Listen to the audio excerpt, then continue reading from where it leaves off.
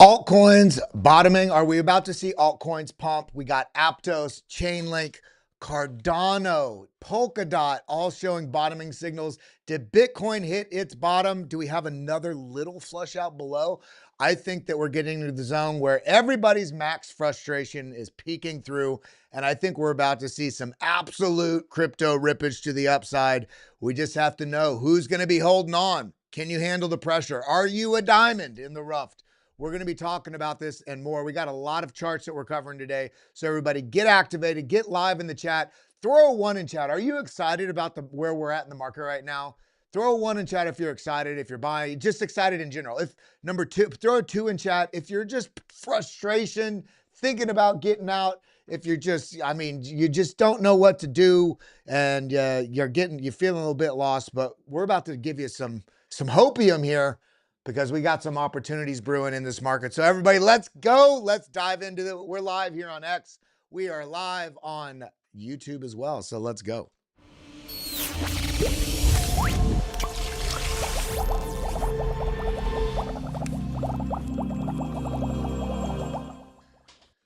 Bitcoin breaking down. It's all over is what it feels like for people that are new in this market. For those of us that are zooming out on these charts, looking at this, for instance, on the 3-day, just massive upside. We've been talking about this. It feels like it's just belaboring the point, but I gotta remind you, we are coming into what I think is going to be an epic time in this market, because everything is pointing in the long run to some significant upside. But look at this, all the way from this upper resistance, falling so dramatically. It's so over.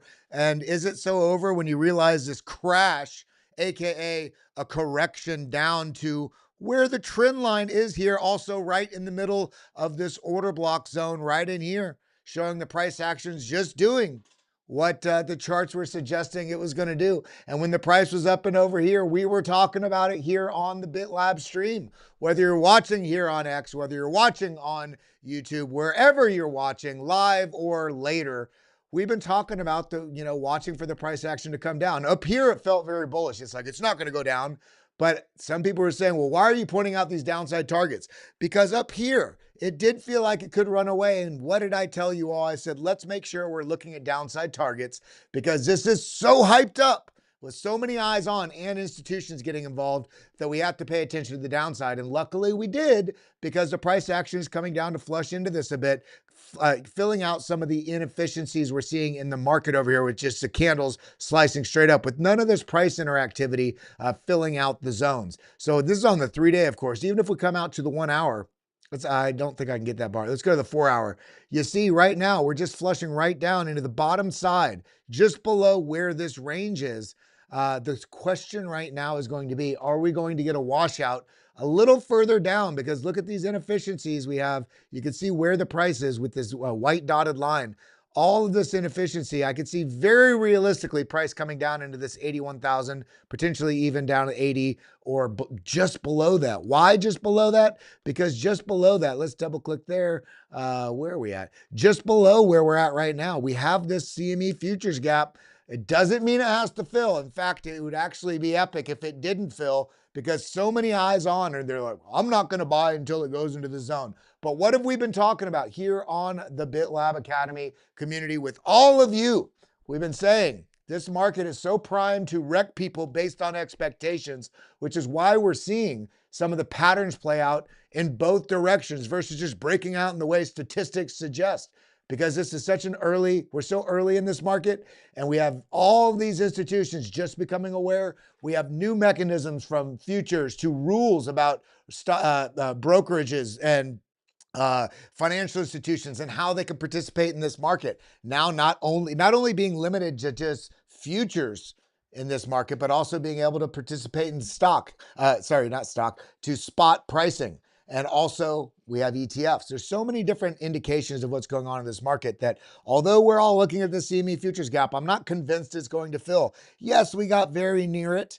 but it would wreck a lot of people if it didn't quite fill that. But either way, we're seeing the price action come down into the zone. We saw bearish divergences coming into this, which is why we have the line here. And what do we see? Bearish divergence, and the price ended up falling. When we look at this on the Coinbase chart here, this is Bitcoin US dollar Coinbase. It's kind of formed into this falling wedge. Now, this does indicate the higher likelihood based on historical tracked over the last 100 years on assets that trade. This does suggest there's a higher probability of it breaking to the upside, but we have seen time and time again, okay, even if it does break to the upside, it comes down, flushes the downside before it ends up going up. In this case, we're on the downside, the sort of support region of this asset right now.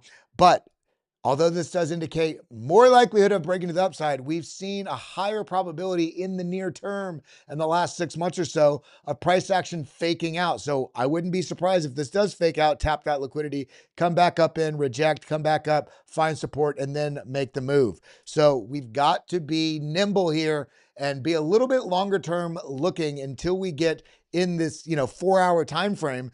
In the 4-hour time frame, this is a bearish trend, right? In the macro, 3-day, this is a very bullish trend. This is chopping to the upside. But when we're looking at this as traders, as very DGM players that all of us are, this is a near-term bearish trend. Oops. This is a near-term bearish trend. And so as such, we need to be a little bit wary right in here until ultimately the price not only pushes up into the zone, but clears through. Let's actually put a bar on here that clears through this very important range right here. Let's actually make this a little bit higher, just like this, where all these bottoms came in, because as price pushes up into this, not only do we have this horizontal level of resistance directly above us, but we also have this descending level of resistance right in here. So this is going to be a key zone in here, this $88,000 to $94,000 zone. And yes, we also have a CME futures gap right there in that zone. What is that? What area am I talking about? It's very small, but it's this gap right here that we have marked out, which is $93,000 to $94,000. So all in all, when we're looking at this market right now, I could not be more excited. I'm happy to be here with you.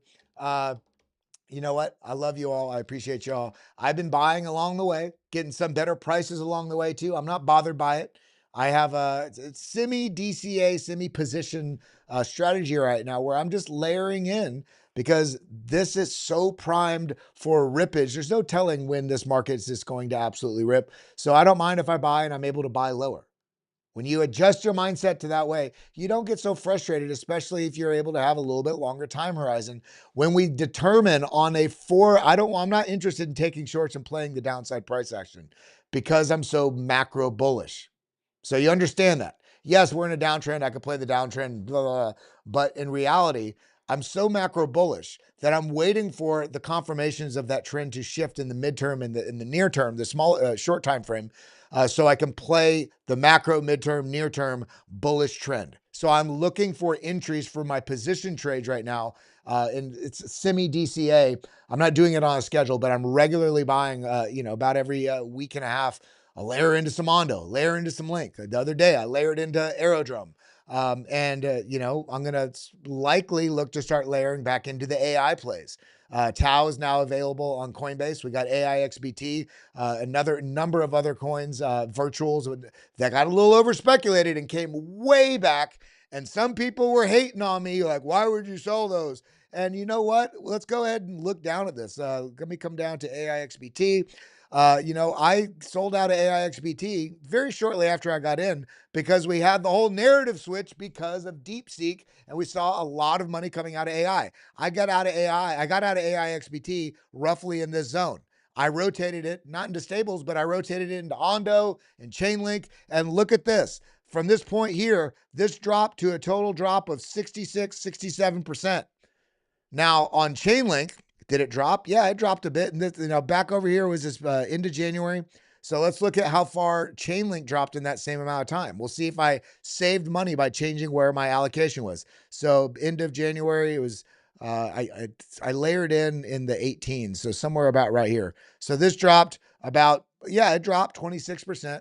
But a 66% drop versus a 26% drop is basically you're making money on that trade because you're saving how much you would have lost. Similarly, ONDO's had a pretty big fall. And we layered in over here, wanted about, it was right about here, about $1.35. And then I layered in some more here, about $1.20. So we can kind of take the split there from here down. Yeah, it's the same thing, about a 25% drop. Rather than losing such a bigger drop amount in that micro cap in AIXBT. Does that mean I don't like AIXBT? No, I think it's a great project.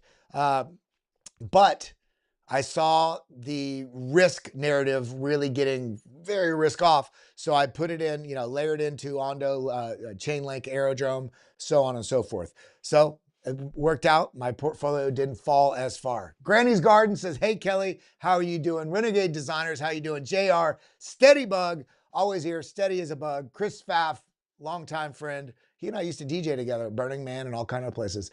Alexander G., Falco, we got the fam jam here. How's everybody doing? I'm so excited where we're at in this market, guys.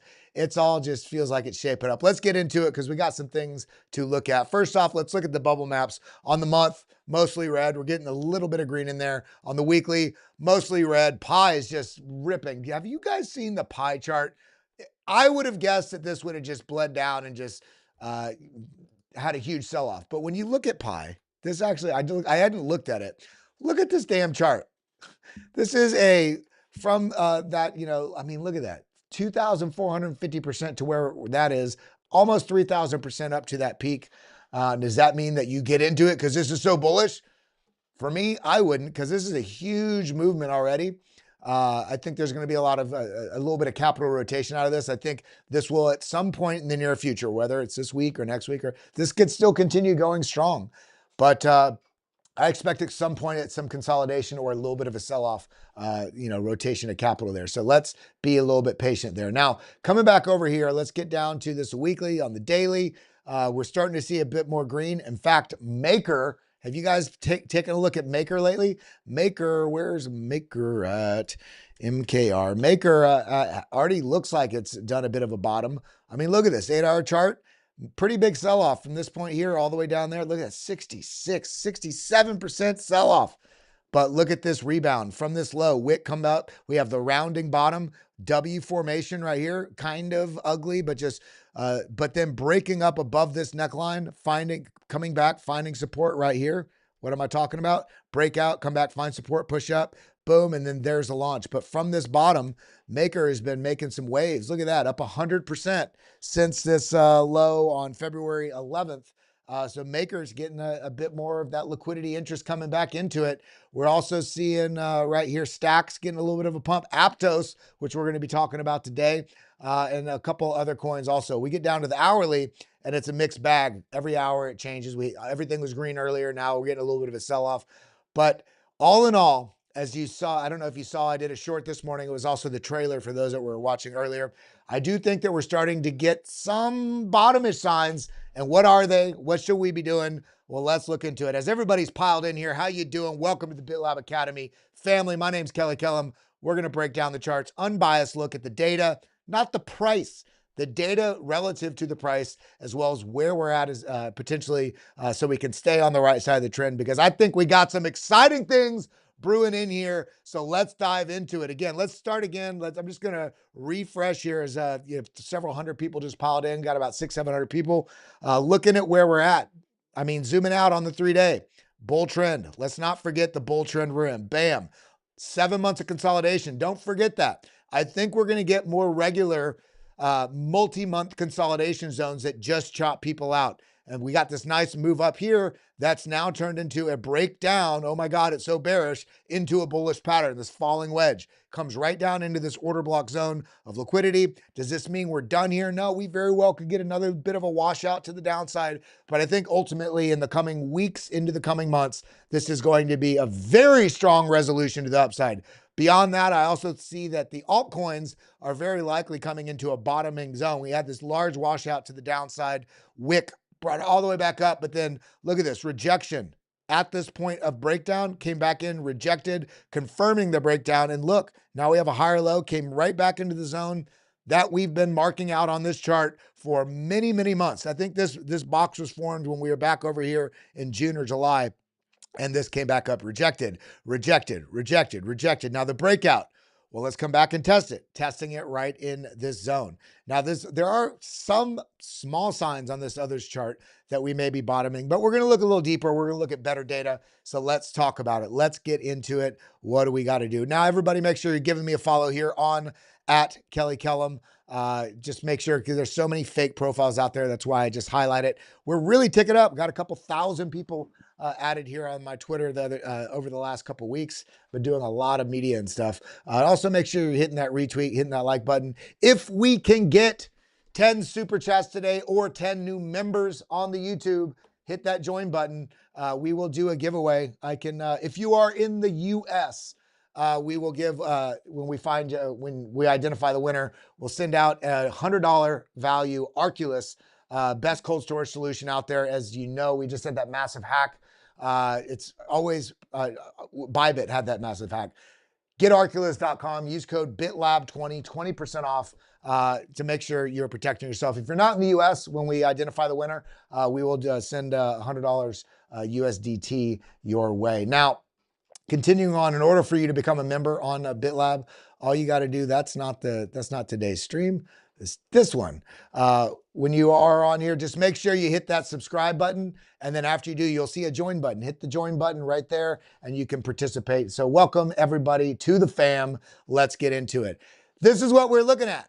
Massive liquidation, the highest long liquidation in Bitcoin since October 2021. This is massive. Look at this. Bam. This right here, Bitcoin long liquidations. This green line, I mean, this is just massive.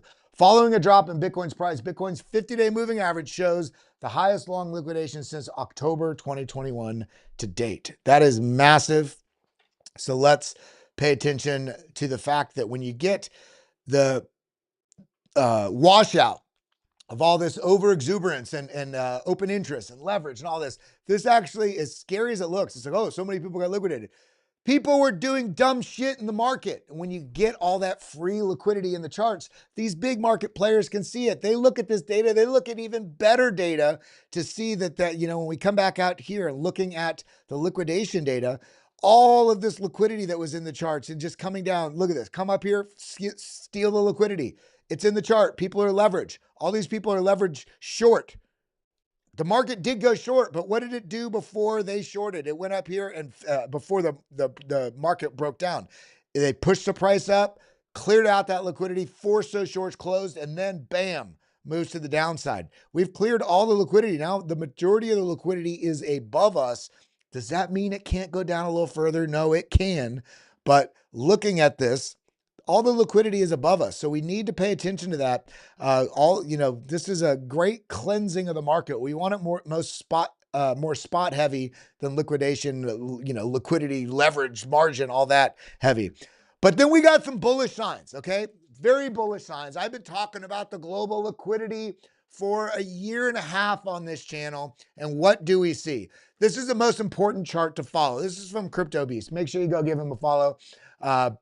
And what you see is in the last two cycles, global liquidity broke out of its wedge. This is a wedge. This is a wedge. This is the global liquidity measured, okay?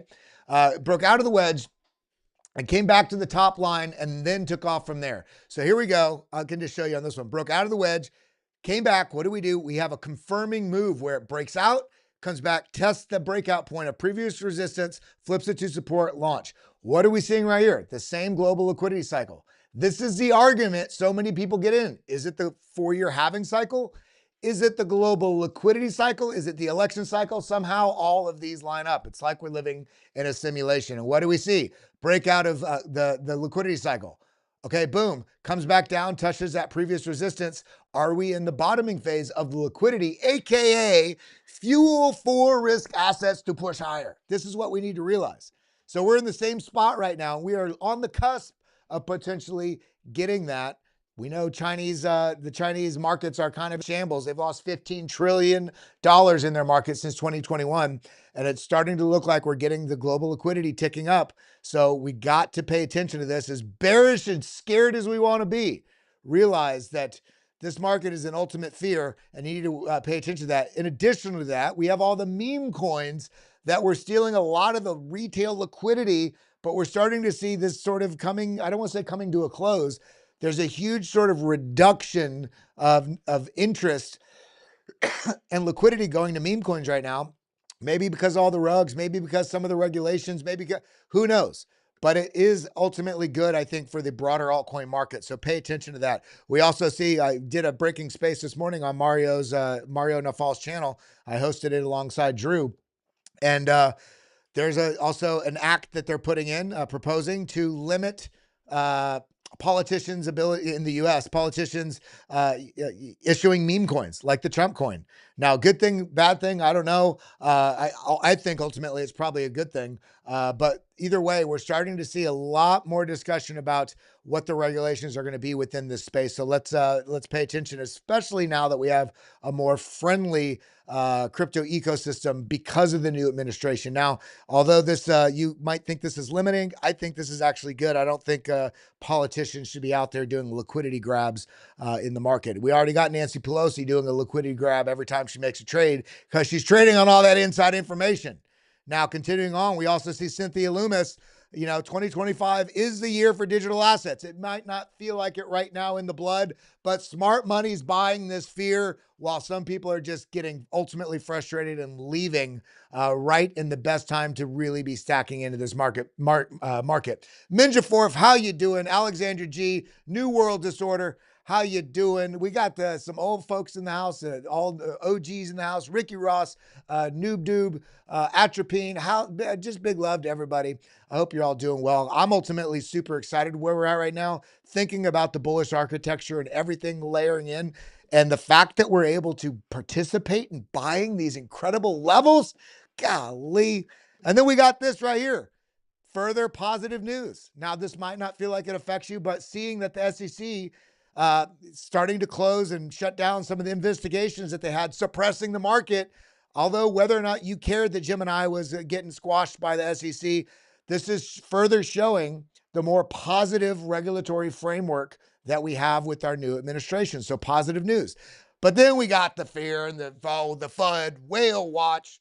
In the last hour, BlackRock moved 5,100 Bitcoin worth $440 million and 30,000 Ethereum to Coinbase Prime. They're going to be selling. Well, when you look at the data and you realize, where is it at? Let me come down here. ETF Tracker. Okay, let me click it 17 times for it to work. There we go. Yeah, we're seeing pretty big sell pressure here. But there's also a lot of bigger things at play. It's not just the ETFs dumping. This is not BlackRock dumping. This is not Fidelity dumping. This is not, any of these ETFs dumping. It's the underlying clientele that are buying the ETF.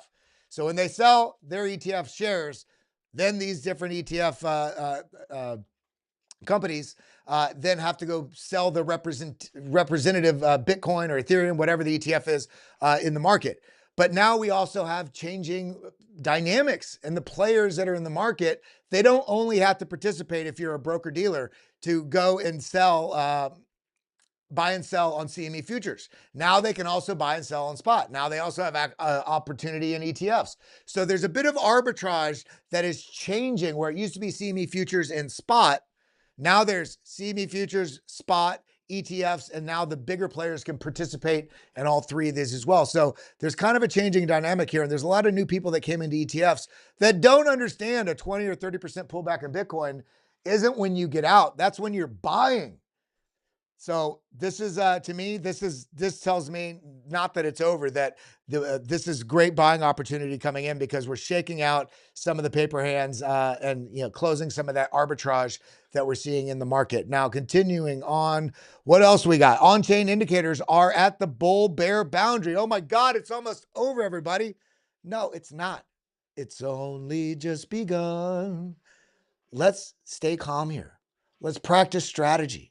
Let's get into it because I'm not going to let big hands shake me out. Even if I have to wait a whole nother year, I am stack. That's what I'm all about. Now, I expect this to be the strongest bull run in history, says Ki Young Ju. Who is this? The CEO and founder of CryptoQuant, somebody that knows deeply the on-chain data of what's going on and understands these market cycles. I expect this to be the longest bull run in history, says Ki Young Ju, but I could be wrong. We always have to hedge, right? We need at least another month of data to confirm whether we're entering a bear market, which I do not believe we are. Maybe something like 2018, 2019, where we had that intermediate run, then drop. But then what happened? Then it went from like 3,500 at that ultimate low to $69,000. So I'm in this for the long run, even if we get it in, intermediary sort of cycle to the downside. I don't see it happening, but we have to consider it. But based on the typical 2-year cycle, bull market should last until April 2025. I think this is going to go well beyond that. But the whole point here is this: the bull market, bear market, based on the indicators that they're doing on this market cap versus realized cap. Yes, this came down, but look at this. This came down right here too, and then ultimately went from that low all the way up to $69,000. So I think we got a lot of whale games going on right now. We got a lot of noobs in the market. So let's not just, I'm buying the fear. And then we talk about alts. This is what we're here to talk about today. Last 20 minutes or so, we're going to talk about the alts because we're seeing a bearish divergence on Bitcoin dominance. Now, what the hell is a bearish divergence? What is Bitcoin dominance? A bearish divergence, and this is why it's so important to not just look at price. Price gives you data points on a chart to track where the price went. Great. That doesn't give you any data. If you look at the price points on a chart, which, you're seeing the price action mapped out over time. Let's come over here to Bitcoin dominance, which is right. Where is it at? Hold on. I'll find it here. Here we go. This is the Bitcoin dominance. So we're seeing this, price or, percentage points plotted out over time. Now you can see the relative highs and the relative lows, and you can plot these against other data on the chart. In this case, let's actually add on this just so everybody, because not everybody has the BitLab indicators. We'll look at the RSI. What do we see here? We see a high here. We see a much higher high here. See how this line, I angled it up on the tops? Well, let's look at the data on the RSI, the strength index. You're seeing this is not an overbought or oversold signal. So many people go, it's overbought, it's oversold. No, bullshit. Let all that go. You can use that sometimes, but you're seeing the relative strength of the asset here is pretty high. It's up here at 74.21. Okay, let's do a line there. So we got a trend line. Now at this next point right here, where we have a much higher high on the dominance, where is the strength? So you're telling me it was stronger here than it was when the price got much higher, AKA you're climbing a tree, you're feeling good when you grab a branch, and then you go much higher. You're winded, your muscles are weak, but you did get higher. But now you have data points showing the relative underlying strength of this asset from the buy and sell pressure and what's going on underlying. It's weak here. So this indicates maybe a potential reversal could be coming in here. And we also see this on the momentum down here on the BitLab trading stack. We also see the money flow kind of coming out of it. We also see the VWAP angled to the downside. And this massive wick, gravestone doji, massive wick to the upside that the bears bring right back down. In addition to all this, what else do we see? We also saw Bitcoin. Dominance is relevant because if the dominance of Bitcoin is falling, that means liquidity is moving into altcoins faster at that time. It doesn't necessarily mean Bitcoin's price is falling. They both could be going up. But if the dominance is falling or Bitcoin falls and the dominance falls, that means altcoins as a whole did not fall as far. The index of altcoins. Now we saw Bitcoin fall a bit. Yeah, Ethereum fell as well. This is the ETH to Bitcoin chart. But the fact that the ETH to Bitcoin chart held up right here relative to where Bitcoin just fell majorly, this is starting to show we may be coming into a bit of a bottom. We have some more data on this as well. Let's go ahead and close that. But we see this bearish divergence on the dominance. Now, what's the other signals? Well, let's look at the total market cap, 2020 versus 2025. What do we see? We see, I'm going to exit out of this so you can see the whole thing. There we go. See this large broadening wedge, flat level of resistance at the top, descending level of support. Broadening wedge, they tend to break bullish. What did it do? Broke bullish, came back down, found support, then launched. Now, what do we see here? Same thing, flat level of resistance, descending level of support, broke out. We're just now testing this previous range. When you're zooming out on these charts, it gives you a little, I don't want to say confidence, It softens all this nonsense emotional feeling. All of us have. I'm not calling you out. I'm calling all of us out. I've been doing this for 10 years in this market and, trading other stuff before that. We never get rid of the emotional pull. You use that emotional pull to realize that's the retail voice and you can trade against that. Big money, smart money was buying down here. They sell into the strength up here. Whereas most retail goes, no, this is scary. It's going to drop further. And then it pushes up and it goes, well, if it drops, I'm going to buy. And they never do. Oh, why would I buy there? It's going to drop further. And then all this happens. And then right here, when it starts getting super hyped up, this is where retail really comes in. And it ends up being exit liquidity for all these players. So this fear shaking out the last bit of the semi-smart but kind of weakish hands, this ends up being that opportunity, one of the last opportunities in this sort of parabolic trend that is forming. And so this is bullish. And then we see other data like this. Here we go. Altcoins. In case you're wondering why altcoins react amazingly well against Bitcoin, ETH to Bitcoin is at the bottom of a descending broadening wedge. Great. So we've been talking about this. And this goes back all the way to 2023, 2022, right in here. Multi-year, boom. And this is at the broadening wedges tend to break bullish, but we're also seeing this kind of flatten out here with a multi-year bullish divergence. So we talked about bearish divergences. Now this is the price falling, but the strength is not falling as far. So the strength is getting stronger along the way while the price is going deeper, AKA the bearish stance, the bearish momentum and strength is weakening. Now, if the bearish strength is weakening, then that would thus say that the bullish strength is gaining some clout. And we're coming right in on the bottom of this support zone. So I'm here for it, guys. And then we see here, Colin Talks Crypto. By the way, you should also go over to Colin Talks Crypto, makes a great thing called a CBBI, Colin Talks Crypto. I don't know why he doesn't get more publicity. Why isn't that CBB exit? I don't know how to exit that. There we go. Boom. Here we go. This is talking about the bull run, where we're at in the bull run, right? It's aggregating, I think, 11 different on-chain indicators, letting you know when we're getting into potential sell zone. And this is pretty high, but this was also pretty high here, and this is where we got that last leg of the bull run. I just wanted to shout him out real quick before we show some charts here. You know, it's crazy. While Bitcoin nosedived, ETH to Bitcoin went sideways. That was what I was just talking about. This is the same period. See?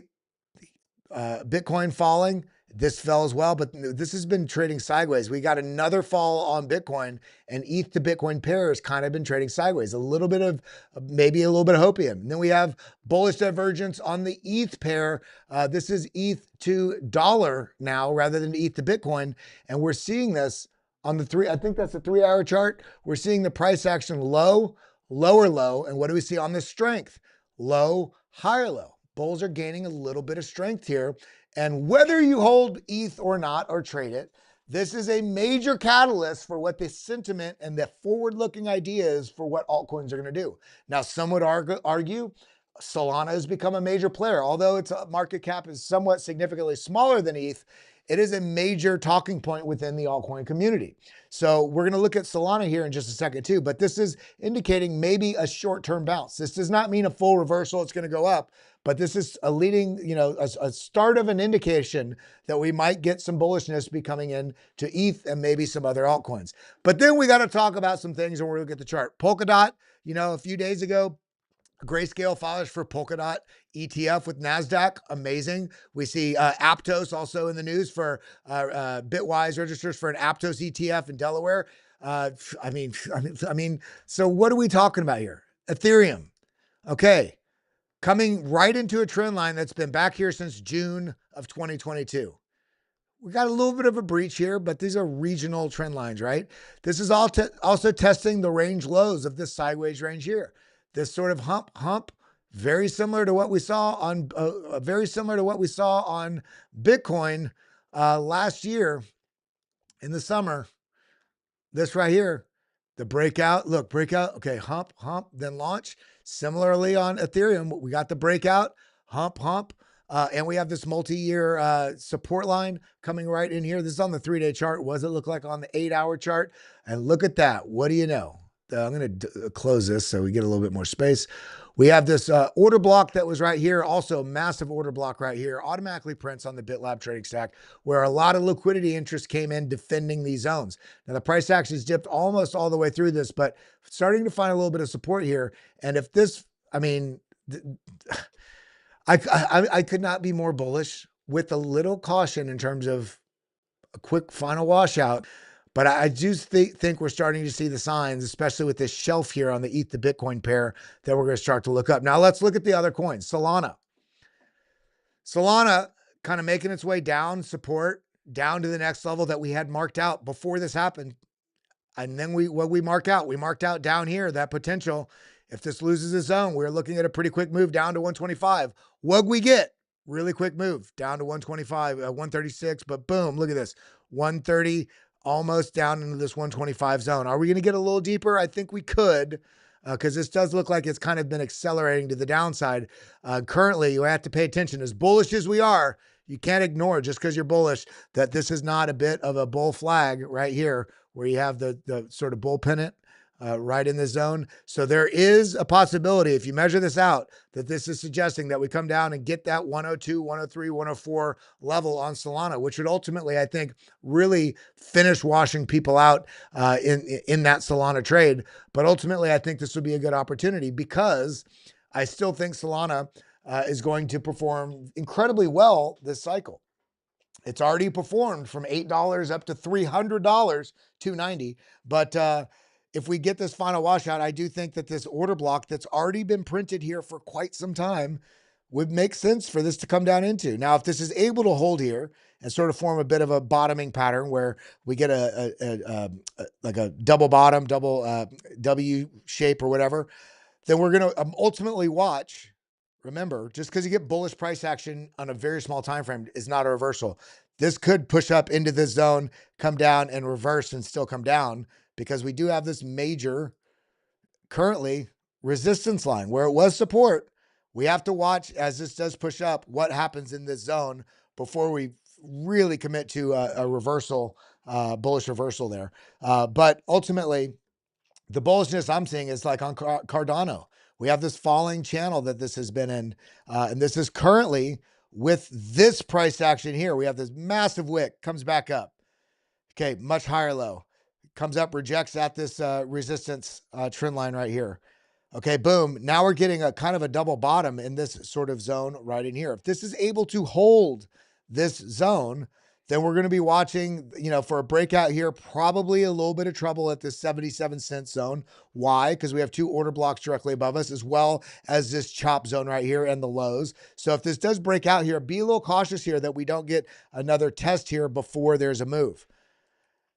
But in terms of falling further, I'm starting to lean in to a bit of a reversal coming in. I'm very cautious right now, because every day there's new news that comes out from Trump with tariffs and this and that. Now, is that negative on the markets?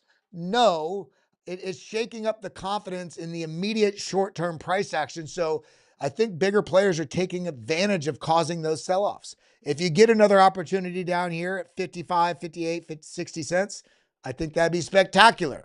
I'm not sure if we're going to get it, though. If we're able to hold this zone, especially above 62 cents, I think we could be setting up for that move. Now, I think we're coming to the end of the ultimate frustration in the market, guys. Again, I don't think it's going to negate a possibility, even Chainlink, another move down here into $12, $13. We do have a bear flag right here, but we got good news after good news. We got bullish divergence right here. Okay. Got the VWAP trying to fight back above that zero line on the 8-hour.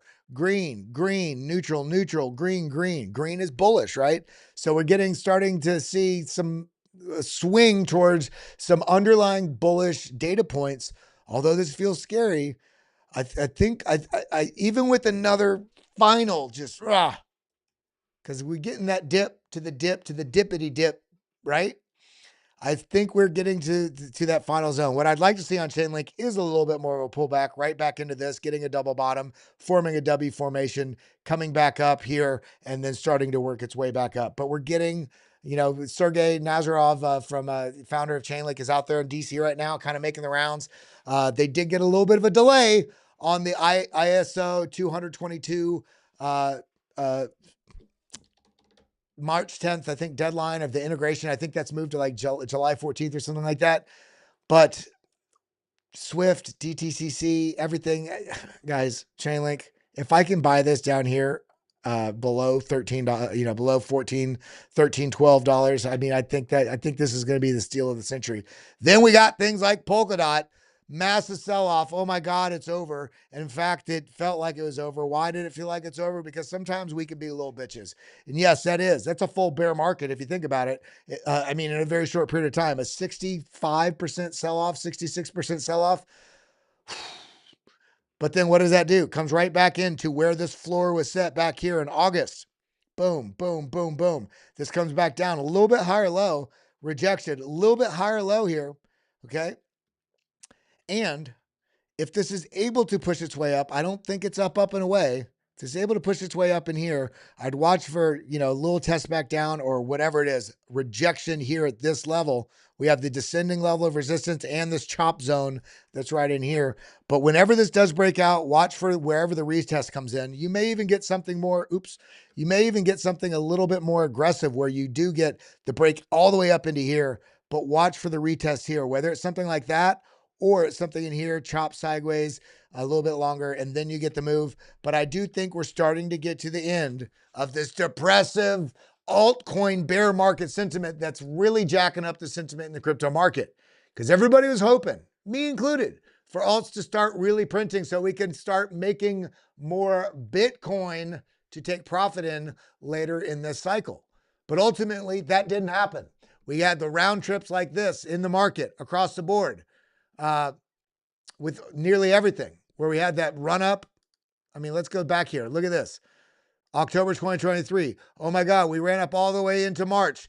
Okay, bear cycle, full reset. And then we got the full bull market, full reset again. Ultimately, because it didn't have those new highs where it's just blowing away, I think Pump.Fun was a big part of that. No new retail's coming in. All the retail that's here, a big portion of that liquidity was going to all the freaking nonsense meme coins.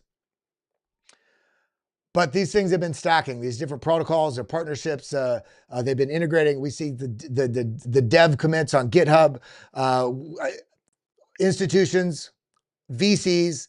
I think we are about to see an absolute resurgence as it comes into the end of Q1, into Q2. The question's going to be this cycle, what happens this summer? Because ultimately we tend to be having price action running up into March and April. And then you get a bit of either a little bit of sell-off and a lot of flat across the summer or a major sell-off across the summer. Last summer, we saw 7 months of just chop.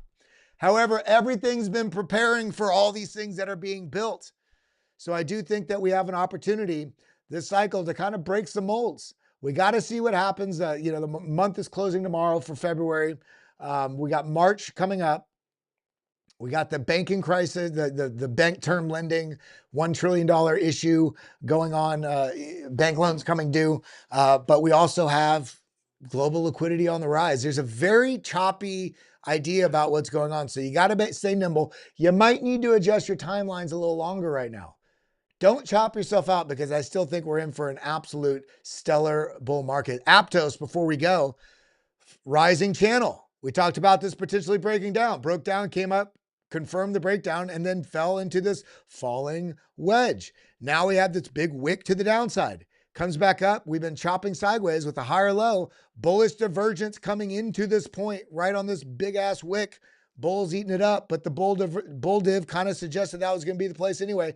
Formed a large order block right in here. And now the price actually came back down and tapped it, formed a new order block, showing a little bit more strength. Price action sitting right here on this trend line that's been established all the way back here since December. Okay. Boom, boom, boom, boom, boom, boom, boom. Forming a bit of a bottom here. We want to watch for potential breakout. We want to expect a bit of a correction coming in to find some support if it does and not just break back down. if it does, and then work its way back up. This is going to be a headache area. You can tell by the order blocks that are here from 822 to about 943 and all of this chop that's in here. But once we clear this zone, because you see all of this chop right in here. Once we clear this zone, whatever path it takes to get there, then that's, it's not just Aptos, it's Polkadot, it's Chainlink, it's Cardano, it's AVAX. I mean, the market is looking for certainty right now.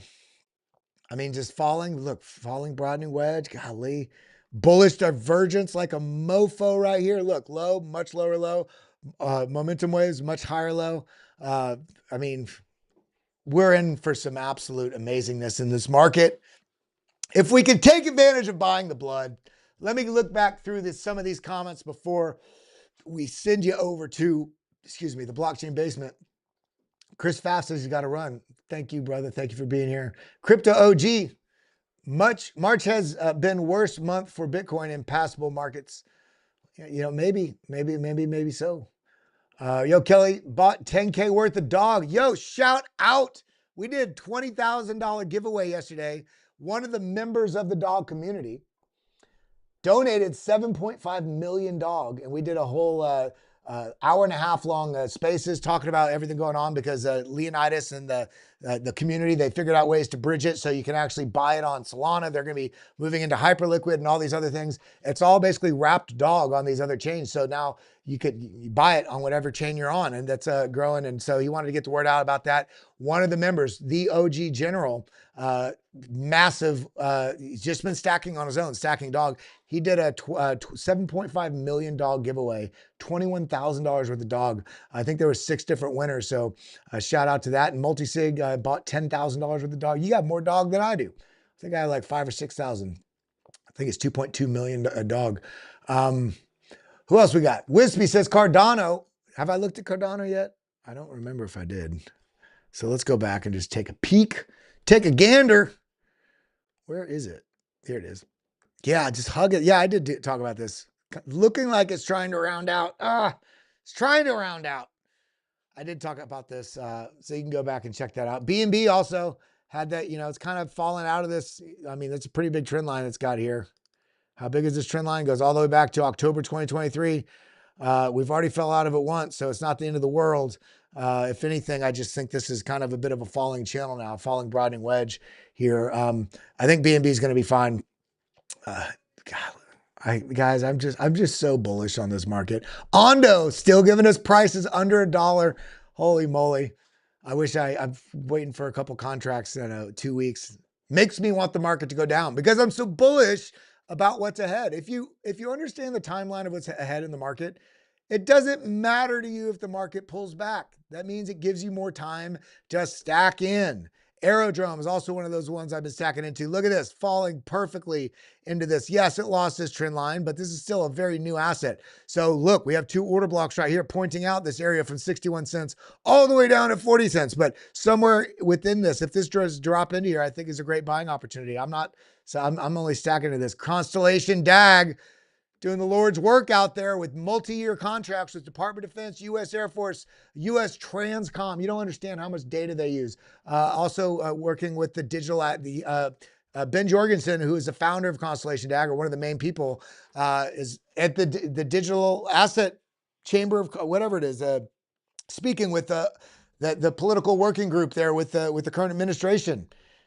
And they have working government contracts that they've been doing for years. And retail is just not very aware of Constellation DAG. And it's made in America.